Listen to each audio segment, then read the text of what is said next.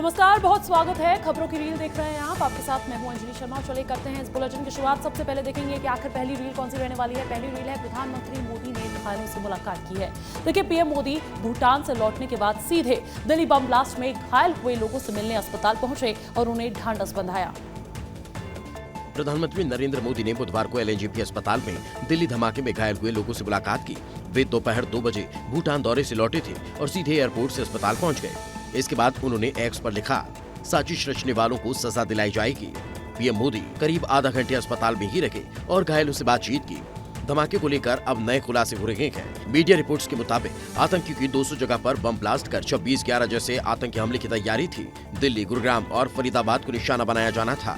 दिल्ली के Lal Qila, India gate, constitution club और गौरी शंकर मंदिर जैसे प्रमुख स्थानों को चुना गया था। इसके अलावा देश भर के रेलवे स्टेशनों और बड़े मॉल्स भी टारगेट में थे। जांच एजेंसियों का कहना है कि आतंकियों का मकसद धार्मिक स्थलों पर हमला कर देश में सांप्रदायिक तनाव फैलाना था। दिल्ली के लाल किले के पास हुए कार विस्फोट के बाद सुरक्षा एजेंसीज पूरी तरह सतर्क हो गई हैं। जम्मू कश्मीर पुलिस ने शोपिया और घाटी के अन्य जिलों में ओवरग्राउंड वर्कर्स यानी कि OGWs के खिलाफ सघन रेड अभियान शुरू कर दिया है। दिल्ली के लाल किले के पास हाल ही में हुए कार विस्फोटक के बाद कश्मीर घाटी में सुरक्षा व्यवस्था को और सक्रिय कर दिया गया है। इस घटना के तुरंत बाद जम्मू कश्मीर पुलिस ने शोपिया सहित घाटी के कई जिलों में ओवरग्राउंड वर्कर्स और उनके सहयोगी के खिलाफ रेड अभियान तेज कर दिया है। शोपिया जिले में विशेष रूप से जमात-ए-इस्लामी के ठिकानों पर छापेमारी की गई और मौलवी इरफान नामक व्यक्ति से पूछताछ भी हुई, जिसके बाद ऑपरेशन में और तेजी लाई गई। जांच में ये भी सामने आया कि OGW ने आतंकवादी हैंडलर के लिए स्थानीय सहारा, वित्तीय मदद और संचार सुविधाएं मुहैया कराई थी। इसके कुछ मामलों में पाकिस्तानी कनेक्शन भी जुड़े होने की आशंका है। सुरक्षा एजेंसियों का कहना है कि OGW सीधे आतंकी नहीं होते, लेकिन उनका नेटवर्क बड़े हमले की तैयारी और संचालन में सहायक होता है। देखिए, दिल्ली बम ब्लास्ट कैसे हुआ, किसने किया, ये तमाम सवाल है जिसके लिए जांच पड़ताल जारी है। लेकिन इसी बीच इस मामले से जुड़ा हुआ एक और सीसीटीवी फुटेज भी सामने आया हुआ है, जिसमें लाइव धमाका कैद हुआ।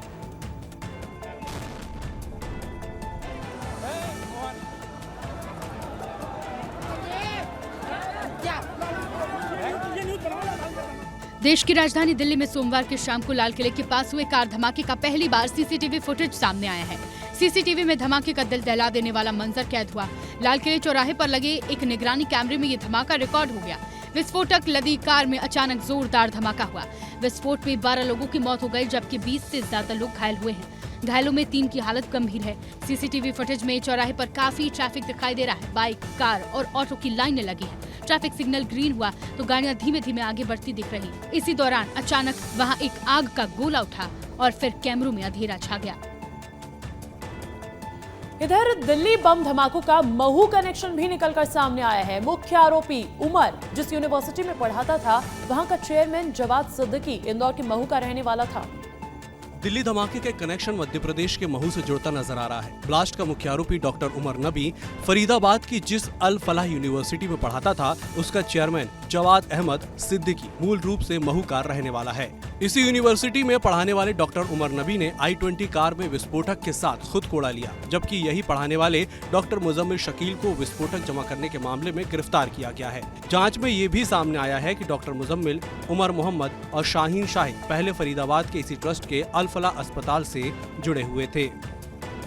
के बारे में हम विस्तृत जानकारी इकट्ठे कर रहे हैं, हम इंक्वायरी कर रहे हैं कि क्या चीज़ें हैं और कौन लोग यहाँ रहे थे या नहीं रहे थे। इसके बारे में हम जानकारी एकत्रित करके हम इंक्वायरी कर रहे हैं अभी।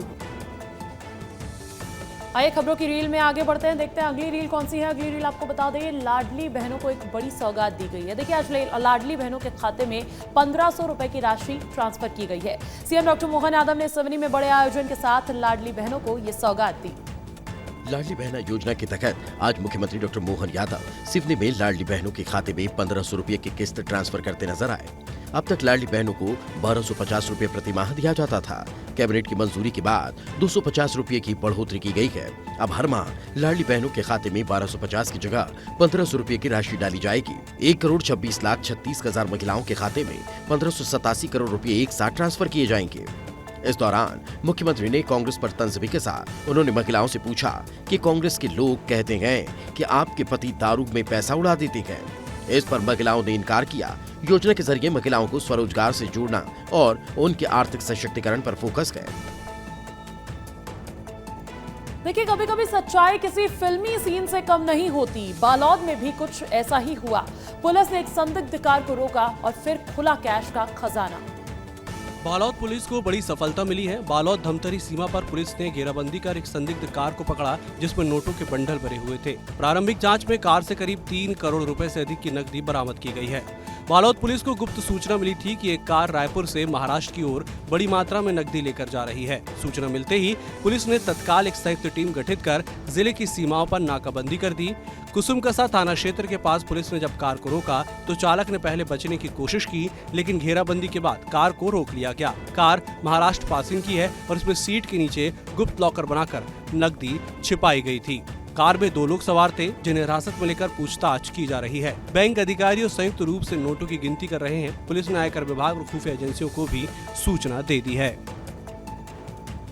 आइए बढ़ते हैं आगे, बात चीन की कर लें। चीन में कुछ महीने पहले ही बना होंकी ब्रिज ताश की पत्तों की तरह ढह गया, जिसका वीडियो अब सोशल मीडिया पर तेजी से वायरल हो रहा है।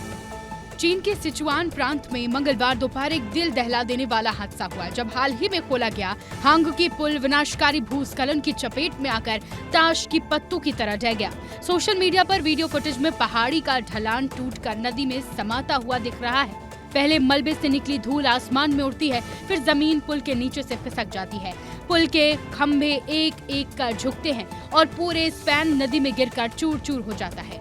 स्थानीय अधिकारियों के मुताबिक ये पुल राष्ट्रीय राजमार्ग का हिस्सा था जो चीन के मध्य भाग को तिब्बत से जोड़ता है। हादसा मायरकांग शहर के पास शुआनजिंग यांगको हाइड्रो पावर स्टेशन के निकट हुआ।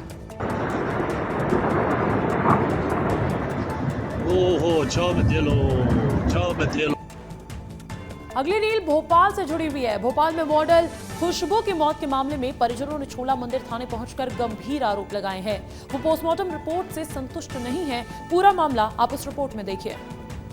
भोपाल में मॉडल खुशबू की मौत को लेकर मामला गरमाया है। परिजनों ने छोला मंदिर पहुंचकर आरोप लगाया कि खुशबू को कई दिनों तक मुसलमान बनने का दबाव डाला जा रहा था। परिवार पोस्टमार्टम रिपोर्ट से संतुष्ट नहीं है और उन्होंने साफ कहा कि खुशबू गर्भवती नहीं थी। इस मामले में खुशबू के लिव इन पार्टनर कासिम के खिलाफ लव जिहाद समेत अन्य धाराओं में मामला दर्ज किया गया है। पुलिस ने कहा है कि मामले की गहन जाँच जारी है और सभी पहलुओं की जाँच कर दोषियों के खिलाफ कानूनी कार्रवाई की जाएगी। उसने ये बोला था कि दीदी ये कासिम मुझे मम्मी से मिलाने ले जा रहा है और मैं नहीं जाना चाहती, फिर भी ये बोल रहा है और बोल रहा है मैं मिल के ना तुझसे कभी बोलूँगा ना टच में रहूँगा और मैं मेरे घर आ जाऊँगा, तू तेरे घर चले जाना। पर गई वो अच्छी खासी हंसती खेलती फिरत उधर। क्या हुआ क्या नहीं हुआ ये हम आप जानकारी लें। आइए खबरों की रील में आगे बढ़ेंगे और देखेंगे अगली रील कौन सी है। अगली रील मुझे लगता है कि खेल जगत से जुड़ी हुई है, सितारे से जुड़ी हुई है। रोहित शर्मा क्रिकेट के साथ साथ हमेशा मस्ती वाले अंदाज के लिए जाने जाते हैं और एक बार फिर उनका एक वीडियो वायरल हो रहा है जिसमें वो शादी के गाने पर डांस करते नजर आए हैं। शादियों का मौसम शुरू हो चुका है और इस मौसम में वेडिंग शूट आम बात है। ऐसी ही शूटिंग शादी करने वाला एक जोड़ा मुंबई में भी कर रहा था, जिसे देखने के बाद रोहित शर्मा उसका हिस्सा बनने से खुद को रोक नहीं पाए। उन्होंने आज मेरे यार की शादी है गाने पर थिरक कर उस वेडिंग शूट को यादगार बना दिया, जिसका वीडियो सोशल मीडिया पर छाया हुआ है। वर्कआउट सेशन के दौरान रोहित ने जिम के बाहर एक जोड़े को शादी का फोटोशूट करवाते देखा। इस मौके पर रोहित का चंचल रूप सामने आया जब उन्होंने स्पीकर पर आज मेरी यार की शादी है गाना बजाना शुरू कर दिया और उसी गाने पर डांस भी किया। ये कपल भी बहुत खुश हुआ और बोला ये तो पल हो गया है और इसे जिंदगी भर याद रखा जाएगा। सनातन हिंदू एकता पदयात्रा लगातार जारी है और इस यात्रा के नेतृत्वकर्ता बाबा बागेश्वर के पीठाधीश्वर धीरेन्द्र कृष्ण शास्त्री अस्वस्थ होने के बाद भी यात्रा कर रहे हैं। इस रील में देखिए कैसा है बाबा बागेश्वर की यात्रा का मंजर। बाबा बागेश्वर की सनातन हिंदू एकता पदयात्रा लगातार जारी है और हर दिन लाखों लोग इसका समर्थन करते हुए पैदल यात्रा में शामिल हो रहे हैं। इस दौरान बागेश्वर बाबा अस्वस्थ होने के बावजूद पदयात्रा में शामिल हैं।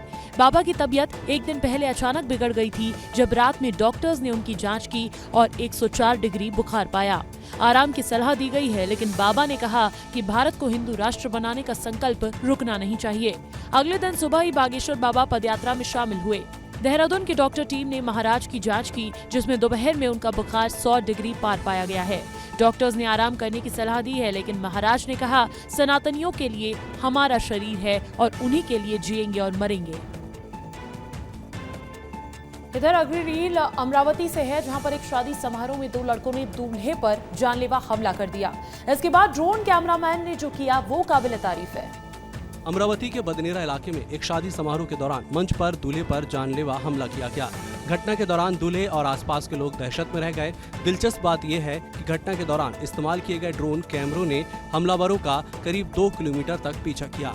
इस वीडियो में साफ दिखाई दे रहा है कि हमलावर घटनास्थल से भागते हुए किस दिशा में चले गए। पुलिस ने मौके पर पहुंचकर मामले की जांच शुरू कर दी और इलाके में सुरक्षा बढ़ा दी है। प्रारंभिक रिपोर्ट के अनुसार हमले का मकसद अभी स्पष्ट नहीं हुआ है, लेकिन पुलिस संदिग्धों की पहचान के लिए ड्रोन फुटेज और अन्य साक्ष्यों का इस्तेमाल कर रही है। हमले के बाद दूल्हे के पैर में तेजी से खून बहने लगा और खुशियों से भरे समारोह में अचानक भगदड़ मच गई। हमलावर राघव बख्शी भागने की कोशिश कर रहा था, लेकिन उसने इस दौरान दूल्हे के पिता रामजी समुद्र पर भी चाकू लेकर हमला करने की कोशिश की। हालांकि वे किसी तरह से बच निकले। अगली खबर भोपाल से है। भोपाल में सीहोर पुलिस की टीम पर गांव वालों ने हमला कर दिया है। पुलिस आरोपियों को पकड़ने पहुंची थी, लेकिन वहां हालात इतने बिगड़े कि खुद पुलिस को जान बचाकर भागना पड़ा। राजधानी भोपाल की गूंगा थाना क्षेत्र के ग्राम कालरा में उस वक्त हड़कंप मच गया जब सीहोर पुलिस आरोपियों को पकड़ने के लिए गांव पहुंची, लेकिन गांव के लोगों ने पुलिस टीम पर ही हमला बोल दिया और उन्हें खदेड़ दिया। मामला प्रेम विवाह से जुड़ा हुआ बताया जा रहा है। जानकारी के मुताबिक कुछ दिन पहले लड़की पक्ष के लोगों ने सीहोर में लड़के पक्ष के घर पहुंचकर हमला किया था। इस हमले के बाद सीहोर पुलिस ने मामला दर्ज किया और आरोपियों की तलाश शुरू की। जांच के दौरान जब पुलिस को पता चला कि आरोपी भोपाल जिले के गूंगा थाना क्षेत्र के ग्राम कालरा में है, तो टीम वहां पहुंची, लेकिन जैसे ही पुलिस ने आरोपियों को पकड़ने की कोशिश की, गांव के लोगों ने विरोध शुरू कर दिया। देखते ही देखते मौके पर भीड़ जमा हो गई और पुलिस को घेर लिया गया। बताया जा रहा है कि कुछ ग्रामीणों ने पुलिस वाहन को रोकने की कोशिश की और टीम को पीछे हटना पड़ा। आइए खबरों में आगे बढ़ते हैं, देखते हैं अगली रील कौन सी है। अगली रील आपको बता दें कि चोरों के हौसले बुलंद नजर आए हैं। ये सीसीटीवी फुटेज आपको नजर आ रहा होगा। इसके पीछे की कहानी आपको बता दें कि धमतरी के कुरूद में ये चोरों के हौसले इतने बुलंद हो चुके हैं कि अब उन्हें पुलिस से भी डर नहीं है। एसडीओपी दफ्तर से महज 100 मीटर की दूरी पर एक के बाद एक 3 दुकानों के शटर तोड़ दिए गए और चोरी का ये लाइव वीडियो देखिए। धमतरी के कुरूद में देर रात चोरों ने कहर बरपाया। शहर के सांदा चौक में स्थित 3 दुकानों के शटर तोड़कर चोरों ने नकदी समेत सामान पर हाथ साफ कर दिया। हैरानी की बात यह है कि पूरी वारदात एसडीओपी दफ्तर से महज 100 मीटर की दूरी पर हुई है। चोरों ने सबसे पहले मेडिकल स्टोर, फिर प्रोविजन और हार्डवेयर की दुकान को निशाना बनाया। तीनों दुकानों के शटर उखाड़कर चोरों ने नकदी समेत कीमती सामान उड़ा लिया। सुबह जब दुकानदार पहुंचे तो उनके होश उड़ गए। वारदात का सीसीटीवी फुटेज भी सामने आया है, जिसमें 4 संदिग्ध 4 कैमरे में कैद हुए हैं। फिलहाल कुरुद पुलिस इन संदिग्धों की तलाश में जुटी हुई है। लगातार हो रही चोरियों से कुरुद की जनता में रोष व्याप्त है। लोग अब पुलिस की पेट्रोलिंग पर सवाल उठा रहे हैं, तो वहीं सवाल ये भी उठता है कि जब एसडीओपी दफ्तर के पास ऐसी वारदातें हो सकती हैं, तो आम नागरिक कितने सुरक्षित हैं। खबर आपको पड़ोसी देश भूटान से जुड़ी हुई भी बता दें, जहां पर प्रधानमंत्री नरेंद्र मोदी 2 दिन के भूटान दौरे के बाद आज भारत लौट आए। इस दौरान दोनों देशों के बीच कई अहम समझौतों को लेकर चर्चा भी हुई। प्रधानमंत्री नरेंद्र मोदी ने भूटान की राजधानी थिम्पू में भूटान के राजा जिग्मे खेसर नामग्याल वांगचुक के साथ मिलकर कालचक्र अभिषेक का उद्घाटन किया। ये भव्य कार्यक्रम चांगलिंग थांग स्टेडियम में आयोजित किया गया और इसका वीडियो स्टेडियम से साझा किया गया। प्रधानमंत्री मोदी ने इस अवसर पर ट्वीट करके कहा कि महामहिम चतुर्थ ड्रक ग्याल्पो के साथ उनकी बैठक शानदार रही। उन्होंने भारत भूटान संबंधों को और मजबूत करने में भूटान के प्रयासों की सराहना की। दोनों नेताओं ने ऊर्जा, व्यापार, प्रौद्योगिकी और कनेक्टिविटी में सहयोग पर चर्चा की। प्रधानमंत्री ने विशेष रूप से गेलेफू सिटी परियोजना की प्रगति की सराहना की, जिसे भारत की एक्ट ईस्ट नीति के अनुरूप बताया गया और इसे भूटान और भारत के लोगों के बीच मित्रता और सहयोग को मजबूत करने वाला बताया गया। आइए बढ़ेंगे आगे, देखते हैं अगली रील कौन सी है। अगली रील आपको बता दें, भारत की ताकत का धमाकेदार प्रदर्शन आज राजस्थान में देखा गया है। भारतीय सेना के दक्षिणी कमान ने जैसलमेर राजस्थान में एक्सरसाइज मरुज्वाला का आयोजन किया, जो त्रिशूल अभ्यास का ही हिस्सा है। इस अभ्यास में भारतीय सुरक्षा बलों ने अपनी मारक क्षमता का बेहतरीन प्रदर्शन किया। भारतीय सेना और वायुसेना ने एक बार फिर ये साबित कर दिया है कि जब बात देश की सुरक्षा की हो, तो तीनों सेनाओं का तालमेल किसी भी चुनौती से निपटने में सक्षम है। दक्षिणी कमान के तहत आयोजित एकीकृत त्रिसेवा अभ्यास त्रिशूल के हिस्से के रूप में अभ्यास मारू ज्वाला का शानदार प्रदर्शन किया गया, जहां जमीनी और हवाई ताकत ने मिलकर ऑपरेशनल दक्षता का शानदार नमूना पेश किया। इस संयुक्त अभ्यास में भारतीय सेना के सुदर्शन चक्र कोर और भारतीय वायुसेना ने मिलकर हवाई समन्वय, सटीकता और रणनीतिक तालमेल का प्रदर्शन किया। अभ्यास के दौरान जटिल हवाई अभियानों को सटीक योजना और उच्च स्तरीय तकनीकी क्षमता के साथ अंजाम दिया गया, जिससे ये साफ झलकता है कि भारतीय सशस्त्र बल किसी भी परिस्थिति में तुरंत और प्रभावी कार्रवाई करने में पूरी तरह से सक्षम है। अगली खबर झाबुआ से है। झाबुआ जिले के रोटला गांव में कस्तूरबा गांधी बालिका हॉस्टल में छात्राओं को परोसे जा रहे भोजन की खराब गुणवत्ता का मामला सामने आया है। बच्चियों ने आरोप लगाया कि उन्हें कई दिनों से खराब और दूषित खाना दिया जा रहा है। झाबुआ जिले के रामा विकास खंड के रोटला गांव स्थित कस्तूरबा गांधी बालिका विद्यालय हॉस्टल में बच्चियों को परोसे जा रहे खाने की गुणवत्ता ने प्रशासन की कार्यशैली पर गंभीर सवाल खड़े कर दिए हैं। हॉस्टल में परोसे गए खाने में कीड़े और सड़ी सब्जियां मिलने का वीडियो सामने आने के बाद पूरे क्षेत्र में आक्रोश फैल गया है। हॉस्टल में रह रही बच्चियों ने खुद मोबाइल से वीडियो बनाकर सोशल मीडिया पर शेयर किया, जिसमें फूल गोभी की सब्जी में रेंगते कीड़े, बदबूदार दूध और घटिया अनाज साफ दिखाई दे रहा है। बच्चियों का आरोप है कि उन्हें रोजाना बासी और गंदा भोजन दिया जाता है, जिससे कई बार पेट दर्द और उल्टी की शिकायत भी हुई है। समाजसेवी संगठनों ने इसे मासूम बच्चियों की सेहत और जीवन से खिलवाड़ बताया। इसके बारे में संज्ञान में आया मेरे में, तो हमने इसको जांच दल बिठा के जांच करवा रहे हैं और दोषी पाए जाने पर कार्रवाई की जाएगी। एक होनहार छात्र, एक प्रतिष्ठित संस्थान और एक दर्दनाक मौत। आईआईटी भिलाई से उठे ये सवाल अब सिर्फ कैंपस तक सीमित नहीं बल्कि पूरे सिस्टम पर सवाल खड़े कर रहे हैं। देखिए रील इस पर। आईआईटी भिलाई में मंगलवार देर रात अफरा तफरी का माहौल रहा। छात्र सोमिल साहू की संदिग्ध मौत के बाद साथियों का गुस्सा फूट पड़ा। सैकड़ों छात्र प्रशासनिक भवन के सामने धरने पर बैठ गए। छात्रों का कहना है कि संस्थान की मेडिकल सुविधा बेहद कमजोर है। उनका आरोप है कि समय पर बेहतर इलाज मिलता तो सोमिल की जान बच सकती थी। हम लोगों ने बार बार मेडिकल हेल्प मांगी थी, लेकिन समय पर सुविधा नहीं मिली। ये सिर्फ एक हादसा नहीं बल्कि लापरवाही है। हम पारदर्शी जाँच चाहते हैं। हालात बिगड़ता देख पुलिस फोर्स को कैंपस में बुलाया गया। देर रात तक छात्र वहीं डटे रहे और डायरेक्टर से पूरी जानकारी और जवाब की मांग करते रहे। मृतक छात्र सोमिल साहू मध्य प्रदेश के हरदा जिले का रहने वाला था। फिलहाल पोस्टमार्टम रिपोर्ट का इंतजार है। रिपोर्ट के बाद ही मौत के कारणों का खुलासा हो पाएगा।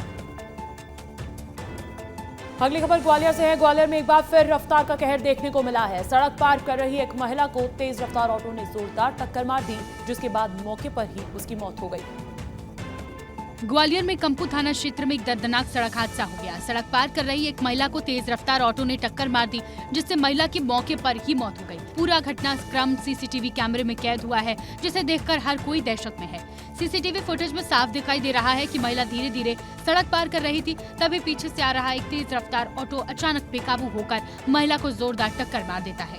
टक्कर लगने के बाद महिला करीब 5 फीट तक सड़क पर घिसटती चली जाती है और मौके पर गिर पड़ती है। आसपास मौजूद लोगों ने तुरंत महिला को उठाया और अस्पताल पहुंचाया, लेकिन तब तक देर हो चुकी थी। डॉक्टरों ने उसे मृत घोषित कर दिया है। स्थानीय लोगों का कहना है कि कंपू क्षेत्र में आए दिन तेज रफ्तार वाहन चलते हैं, लेकिन ट्रैफिक पुलिस की सख्ती नहीं दिखाई देती। आइए खबरों की रील में आगे बढ़ेंगे और देखते हैं अगली रील कहां से। अगली रील आपको दिखाएंगे जयपुर से। जयपुर में डंपर का कहर आप देख पा रहे होंगे, कैसी तस्वीरें मिली है। दरअसल जयपुर शहर के सोडाला इलाके में एक अजीब हादसा देखने को मिला। यहाँ नगर निगम का कचरा लेकर जा रहा एक डंपर अचानक एलिवेटेड पुलिया में फंस गया, जिसका वीडियो अब सोशल मीडिया पर वायरल हो रहा है। राजस्थान के जयपुर शहर में एक ऐसा नजारा देखने को मिला जिससे आप भी हैरान हो जाएंगे। नगर निगम का कचरा वाहन डंपर अचानक एलिवेटेड पुलिया में फंस गया।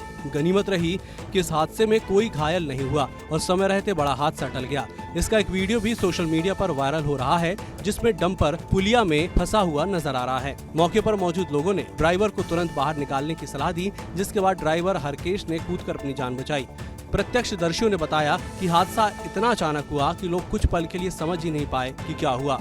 स्थानीय लोगों ने ड्राइवर पर लापरवाही का आरोप लगाया, लेकिन ड्राइवर ने बताया कि हाइड्रोलिक सिस्टम अचानक खराब हो गया था, जिसकी वजह से डंप बॉडी अपने आप ऊपर उठ गई।